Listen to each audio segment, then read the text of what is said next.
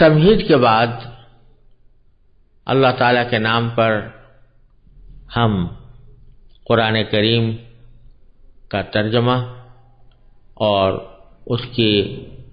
مختصر تشریح اور تفسیر کا سلسلہ شروع کرتے ہیں۔ اللہ تبارک و تعالیٰ اپنے فضل و کرم سے، اپنی رحمت سے اس کو اپنی رضا اور خوشنودی کے مطابق انجام دینے کی توفیق عطا فرمائے اور اس کو ہم سب کے لیے نافع اور مفید بنائے۔ اعوذ باللہ من الشیطان الرجیم، بسم اللہ الرحمن الرحیم، الحمد للہ رب العالمین، الرحمن الرحیم، مالک یوم الدین، ایاک نعبد و ایاک نستعین، اہدنا الصراط المستقیم، صراط الذین انعمت علیہم غیر المغضوب علیہم ولا الضالین۔ شروع اللہ کے نام سے جو سب پر مہربان ہے، بہت مہربان ہے۔ تمام تعریفیں اللہ کی ہیں جو تمام جہانوں کا پروردگار ہے، جو سب پر مہربان، بہت مہربان ہے، جو روز جزا کا مالک ہے۔ اے اللہ، ہم تیری ہی عبادت کرتے ہیں اور تجھی سے مدد مانگتے ہیں۔ ہمیں سیدھے راستے کی ہدایت عطا فرما، ان لوگوں کے راستے کی جن پر تو نے انعام کیا ہے،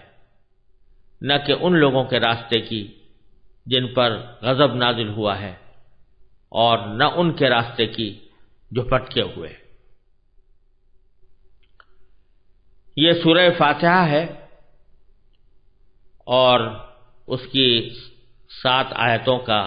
ترجمہ ابھی آپ کے سامنے پیش کیا گیا۔ آپ نے ہمیشہ دیکھا ہوگا کہ قرآن کریم کی تلاوت کا ایک ادب یہ ہے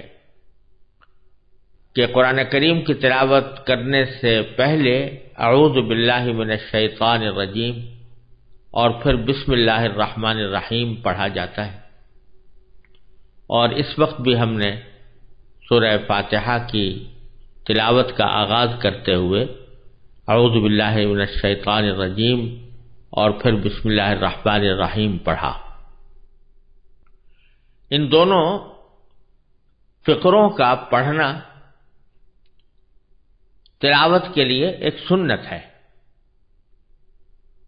ان میں سے جو پہلا فقرہ ہے یعنی اعوذ باللہ من الشیطان الرجیم،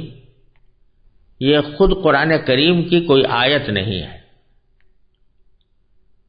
دوسری طرف بسم اللہ الرحمن الرحیم قرآن کریم کی ایک آیت ہے۔ اعوذ باللہ من الشیطان الرجیم جو قرآن کریم کی آیت تو نہیں ہے، لیکن قرآن کریم کی ایک آیت کی تعمیل میں یہ جملہ پڑھا جاتا ہے، کیونکہ سورہ نحل میں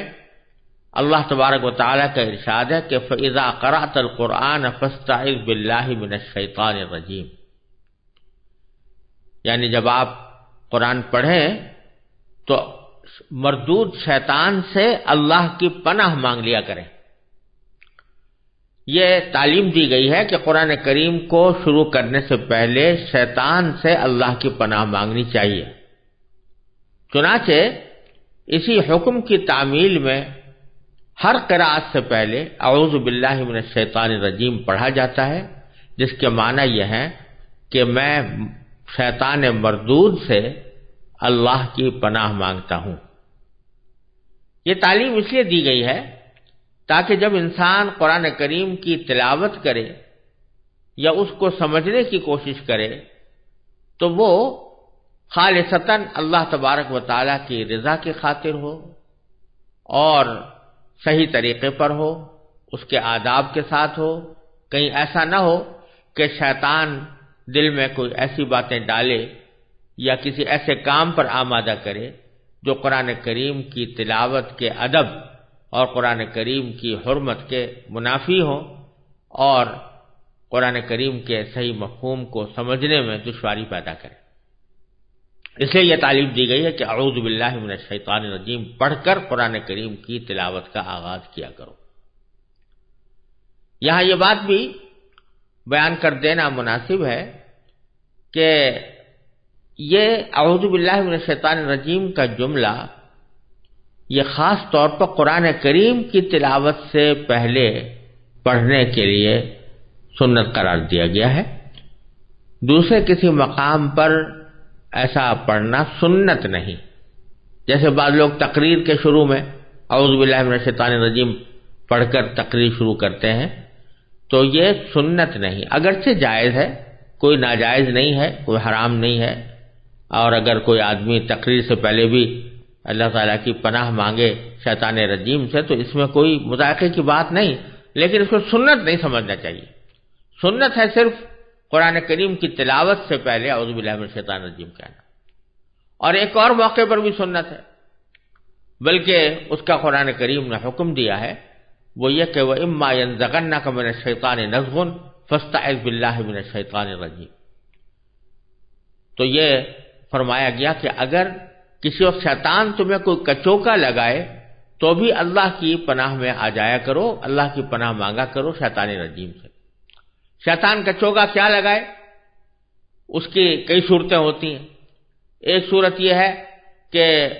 غصہ بہت زیادہ آ گیا، اور غصے کی حالت میں انسان بعض اوقات اپنے آپے سے باہر ہو جاتا ہے، اور شیطان اس کو کسی ایسے کام پر آمادہ کر دیتا ہے جو بعد میں پشیمانی کا، شرمندگی کا موجب ہوتا ہے، مناسب نہیں ہوتا۔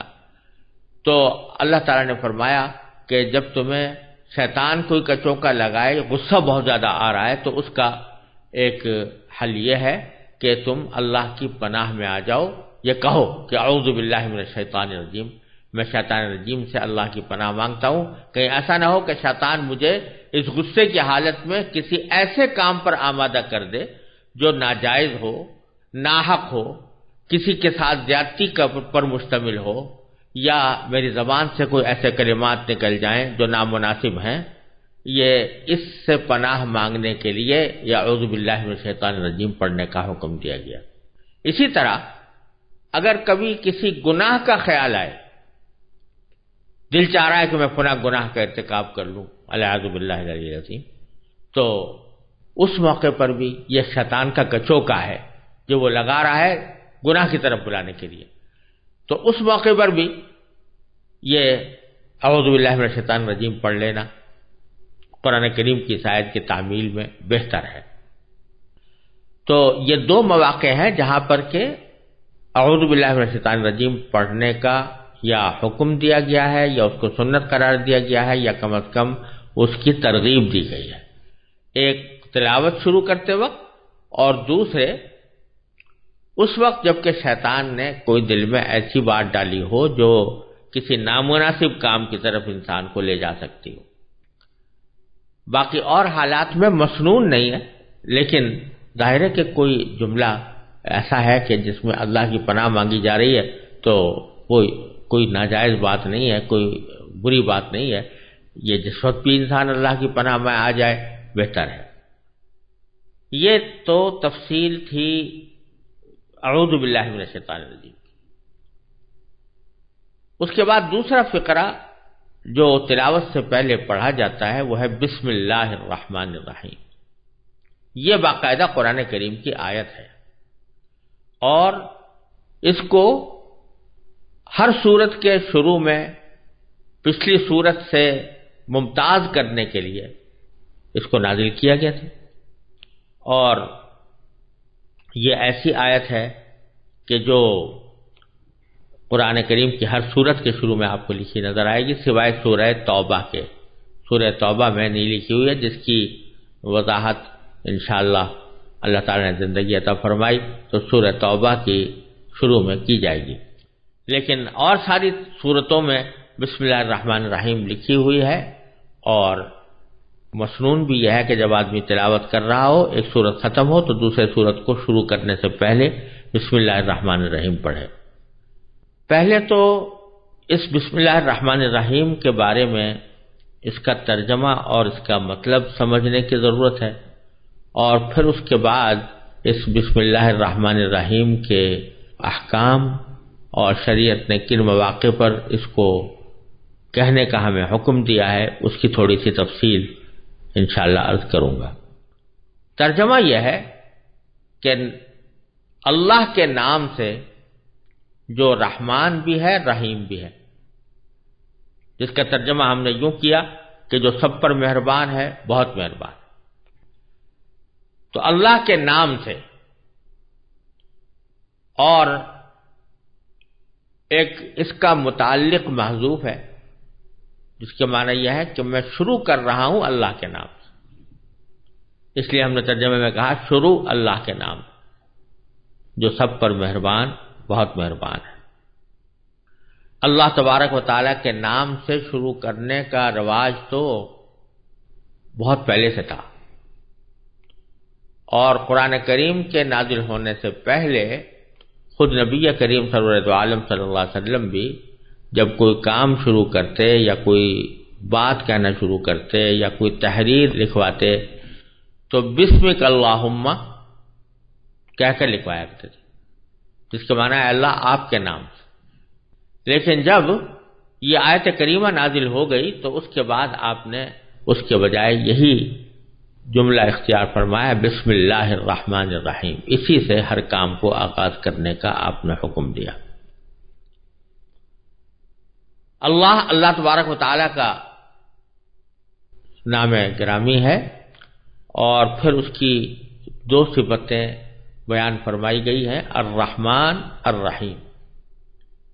دونوں لفظ رحم سے نکلے ہیں، رحمت سے نکلے ہیں،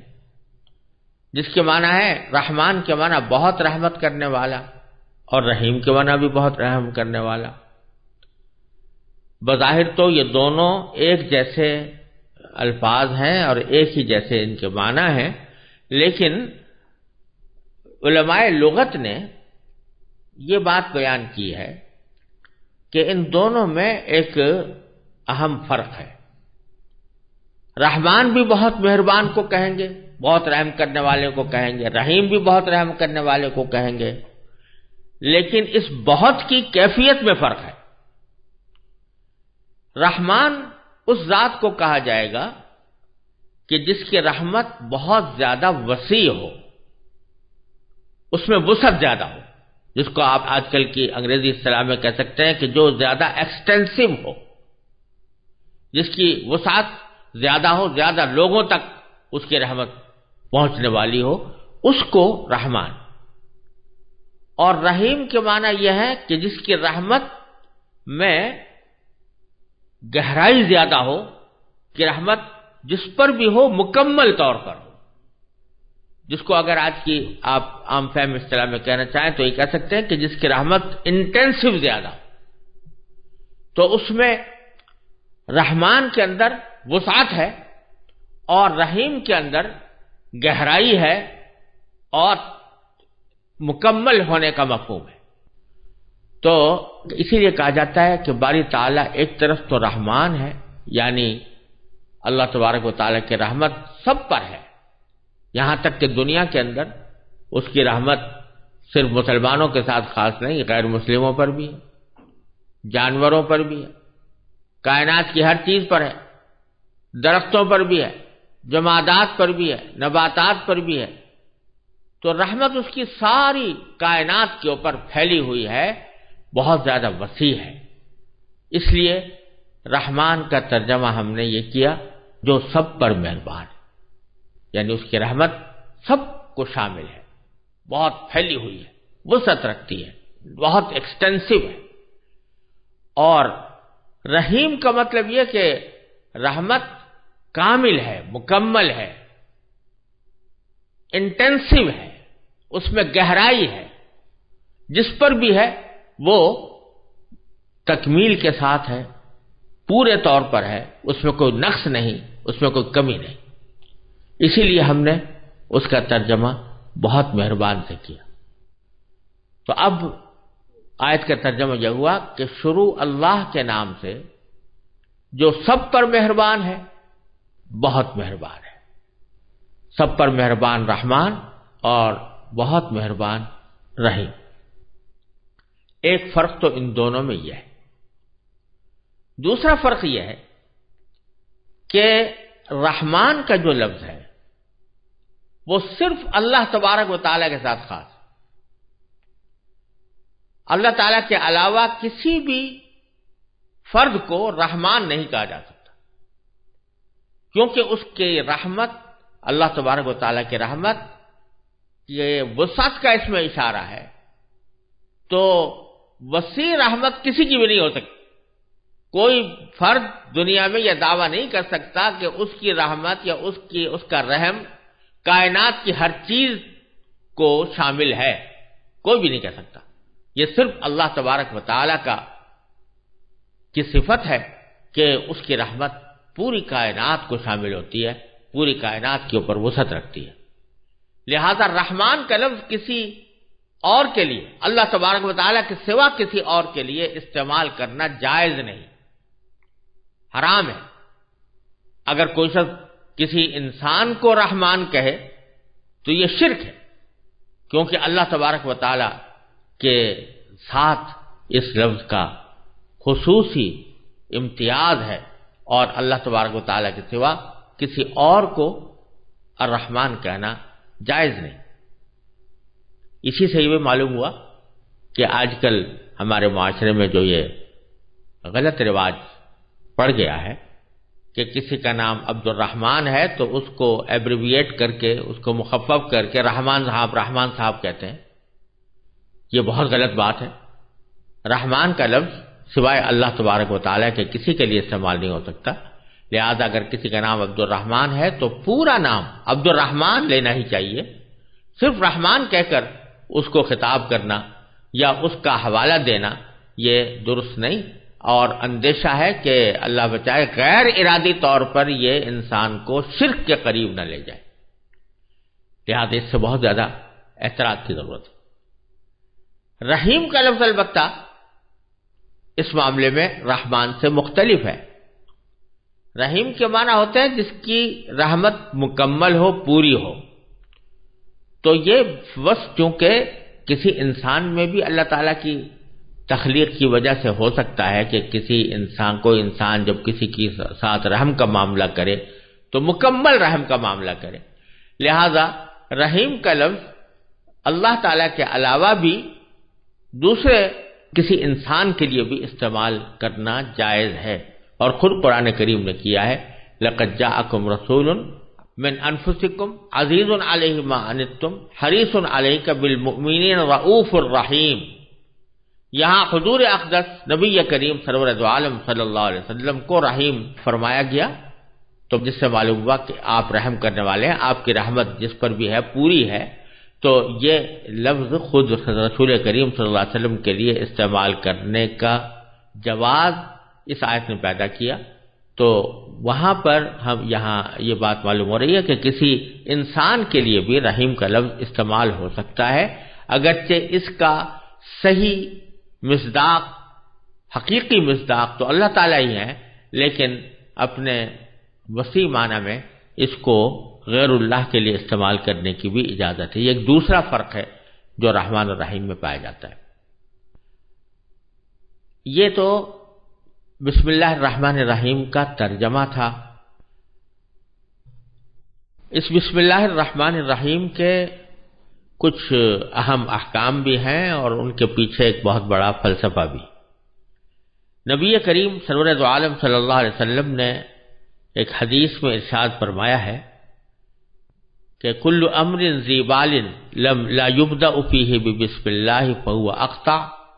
یا بعض روایت میں فہو ابتر، جس کے معنی یہ ہے کہ ہر وہ اہم کام جو اللہ کے نام سے شروع نہ کیا جائے وہ ادھورا ہے یا ناتمام ہے۔ چنانچہ رسول کریم سرور دو عالم صلی اللہ علیہ وسلم نے ہر اہم کام کو بسم اللہ الرحمن الرحیم سے شروع کرنے کی تاکید فرمائی، یہاں تک کہ کھانا کھاتے وقت، پانی پیتے وقت، سواری پر سوار ہوتے وقت، کوئی خط یا تحریر لکھتے وقت، غرض ہر قابل ذکر مشغلے کے شروع میں آپ بسم اللہ الرحمن الرحیم پڑھا کرتے تھے۔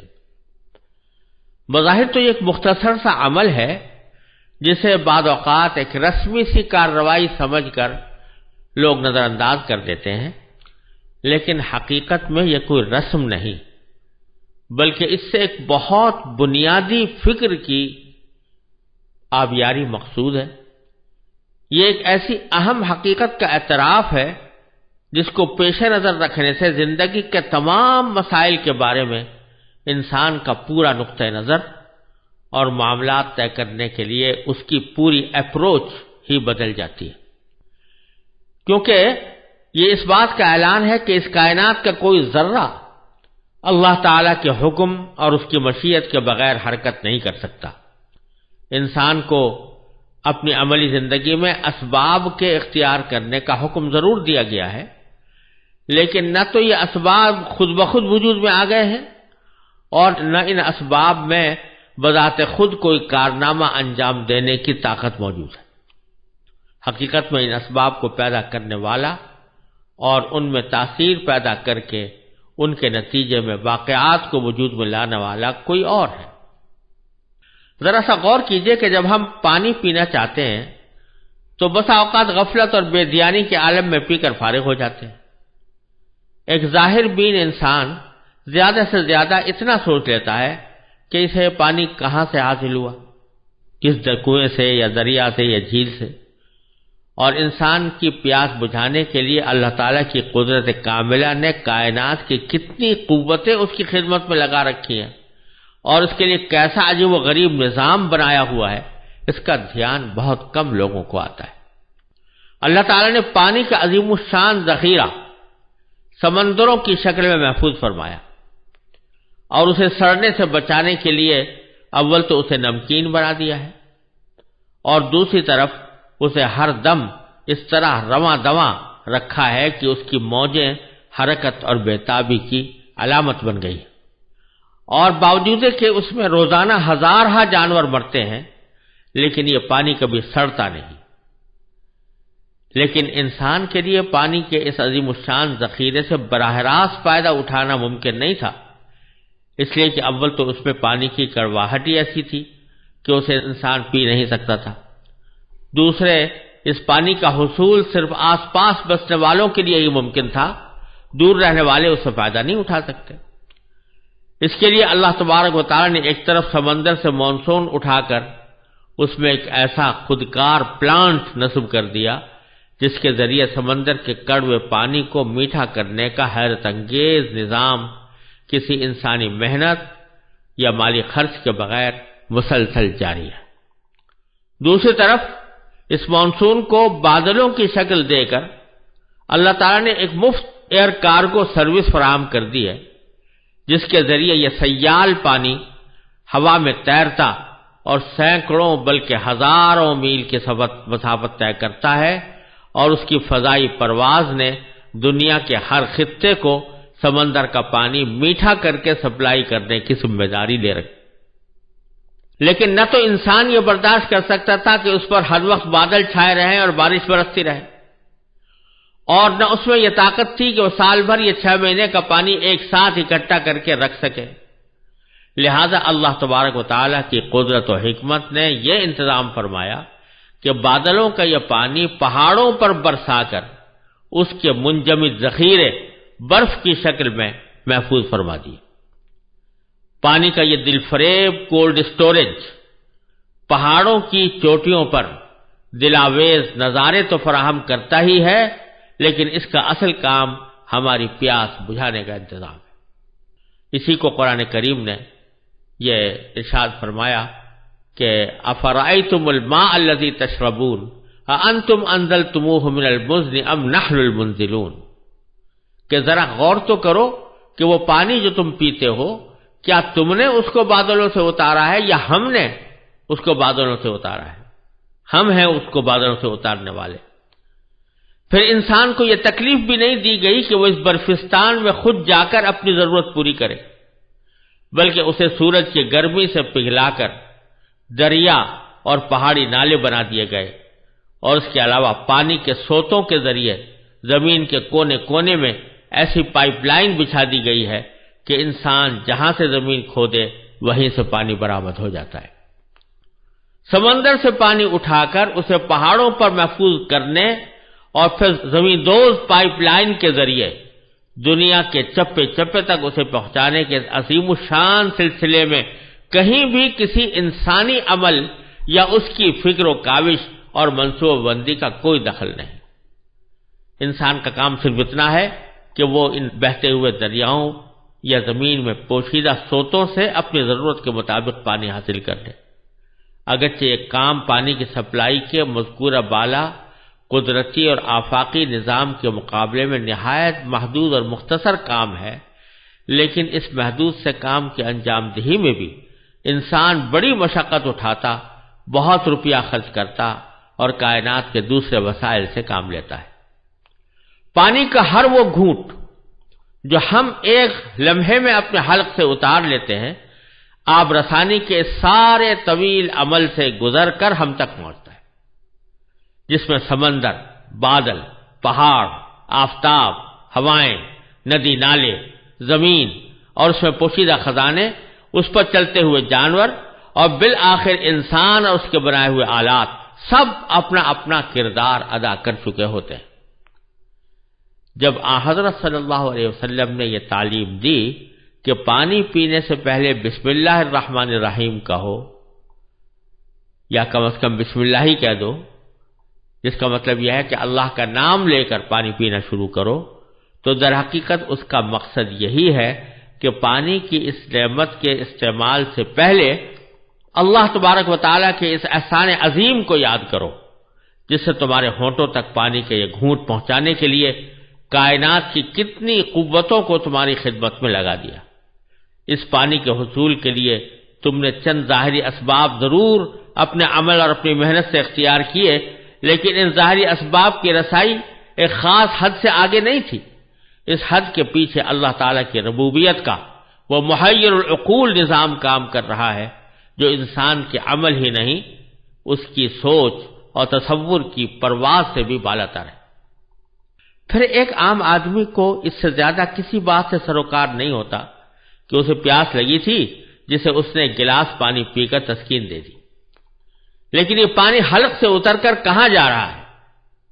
اور اس کے جسم کی کیا کیا خدمات انجام دے رہا ہے،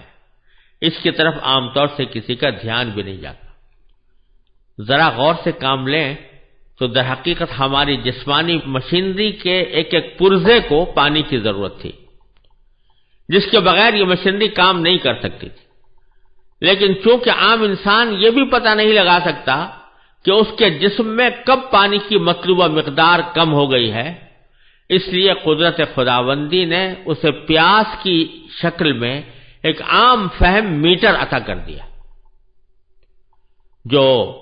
ہر عالم و جاہل، شہری اور دیہاتی، یہاں تک کہ ناسمجھ بچے کو بھی خود بخود یہ بتا دیتا ہے کہ اسے پانی کی ضرورت ہے۔ وہ اسے صرف اپنے ہونٹ اور حلق کی ضرورت سمجھتا ہے اور انہی دو چیزوں کو تر کر کے مطمئن ہو جاتا ہے کہ پیاس بجھ گئی، لیکن در حقیقت پانی کا اصل فائدہ اس سے کہیں آگے ہے۔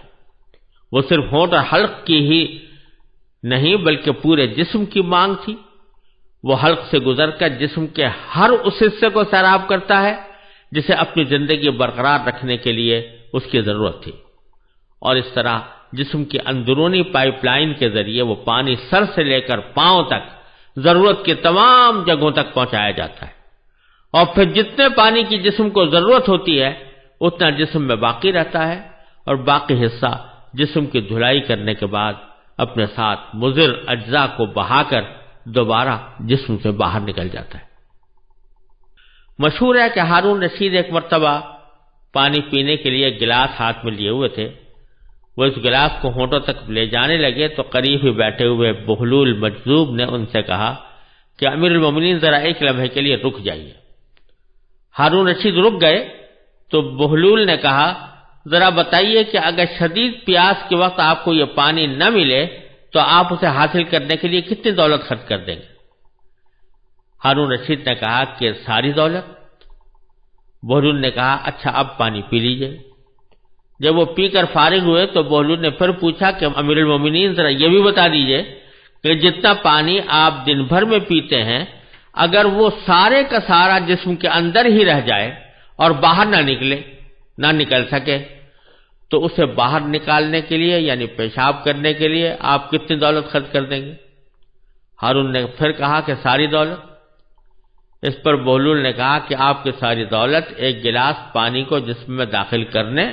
اور اسے باہر نکالنے کی قیمت بھی نہیں ہے۔ کہنے کو تو یہ ایک لطیفہ ہے، لیکن واقعتاً یہ ایک ایسی سامنے کی حقیقت ہے جو بدیہی ہونے کے باوجود ہماری نظروں سے اوجھل رہتی ہے۔ یہ تو ایک پانی کی مثال تھی۔ روٹی کے نوالے کو لے لیجئے جو ایک لمحے میں ہم حلق سے اتار لیتے ہیں۔ ایک ظاہر بھی نگاہ صرف حد تک جاتی ہے کہ ہم نے اپنے کمائے ہوئے پیسوں سے بازار سے آٹا خریدا اور اسے روٹی تیار کر لی، لیکن بازار تک اس آٹے کو پہنچانے کے لیے کائنات کی کتنی طاقتیں سرگرم رہیں اس کی طرف عموماً نگاہ نہیں جاتی۔ انسان کا کام اتنا ہی تو تھا کہ وہ زمین میں ہل چلا کر اس میں بیج ڈال دے، لیکن کون ہے جس نے اس چھوٹے سے بیج میں ایسا پروسیسنگ پلانٹ لگایا ہوا ہے کہ اس میں سے کوپل پھوٹ نکلی؟ کون ہے جس نے مٹی کے دبیز تہوں میں اس کوپل کی پرورش کی اور اسے یہ قوت عطا کی کہ وہ اپنے منحنی جسم کی لچکدار نوک سے زمین کا پیٹ پھاڑ کر نمودار ہو اور ایک لہلہاتی ہوئی کھیتی میں تبدیل ہو جائے؟ پھر کون ہے جس نے اس پر چاند سورج کی کرنیں بکھیری، اسے لہراتی ہوئی ہواؤں کا گہوارہ فراہم کیا، اس پر بادلوں کا شامیانہ تان دیا اور اس کو جھلسنے سے بچایا اور اس پر رحمت کا مے برسا کر اس کی نشو و نما کی رفتار تیز کر دی، یہاں تک کہ ایک ایک کھیت میں سینکڑوں خوشے اور ایک ایک خوشے میں سینکڑوں دانے وجود میں آ گئے۔ قرآن کریم اسی حقیقت کو یاد دلاتے ہوئے کہتا ہے افرأیتم ما تحرثون اانتم تزرعونہ ام نحن الزارعون، ذرا بتاؤ تو صحیح کہ جو کچھ تم زمین کو گاہ کر اس میں ڈال دیتے ہو کیا تم اسے اگاتے ہو یا ہم ہیں اگانے والے؟ لہذا جب سرکار دو عالم صلی اللہ علیہ وسلم نے یہ فرمایا کہ کھانا کھانے سے پہلے بسم اللہ کہو تو اس کا مقصد اسی حقیقت کی طرف توجہ دلانا ہے کہ اس نوالے کا حصول صرف تمہاری قوت بازو کا کرشمہ نہیں بلکہ یہ اس دینے والے کی دین ہے جس نے اسے تم تک پہنچانے کے لیے کائنات کی عظیم طاقتوں کو تمہارے لیے رام کر دیا ہے۔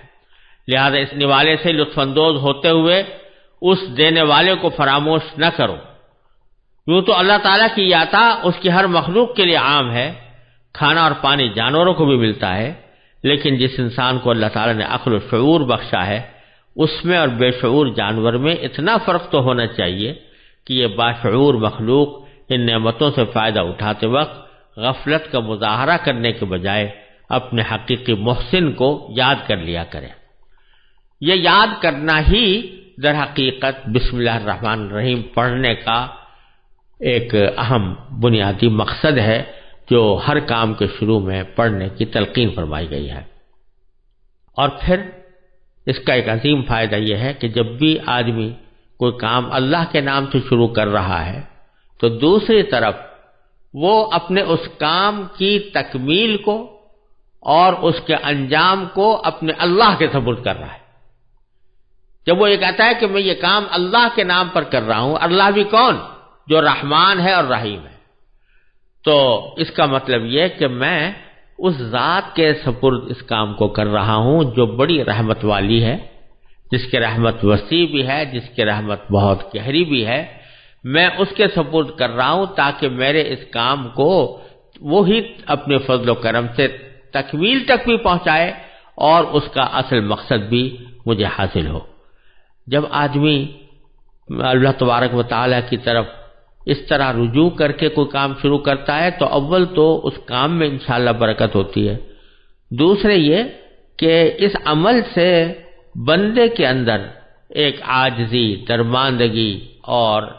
اپنے تواضع کا احساس پیدا ہوتا ہے، کیونکہ جب یہ بار بار اللہ تعالیٰ کے نام کا حوالہ دیتا ہے تو رفتہ رفتہ اس کے دل میں یہ شعور جڑ پکڑ لیتا ہے کہ وہ اس دنیا میں خالق اور مالک بن کر نہیں آیا بلکہ مخلوق اور اپنے مالک کا بندہ بن کر آیا ہے۔ یہ بندگی کا احساس اس کے دل میں تواضع، عاجزی، ہمدردی اور غمگساری پیدا کرتا ہے، اور فرعونیت، تکبر اور رعونت کے رذیل جذبات سے اس کی حفاظت کرتا ہے۔ لہذا اس بسم اللہ الرحمن الرحیم کو پڑھنے کا جو ایک سبق دیا گیا ہے، یہ اپنے پیچھے حکمتوں کا ایک جہان رکھتا ہے، اور اسی لیے نبی کریم صلی اللہ علیہ وسلم نے فرمایا کہ اپنے ہر کام کا آغاز بسم اللہ الرحمن الرحیم سے کرو، اور اللہ تبارک و تعالی نے بھی اپنی کتاب مجید کا آغاز بسم اللہ الرحمن الرحیم سے کر کے اس بات کا سبق دے دیا کہ جب ہم بسم اللہ الرحمن الرحیم کہہ کر آغاز کر رہے ہیں جبکہ ہم ہر قسم کی حاجت سے بے نیاز ہیں، تو یہ تمہیں تعلیم دی جا رہی ہے کہ تم اپنے کاموں کو اللہ کے نام سے شروع کیا کرو۔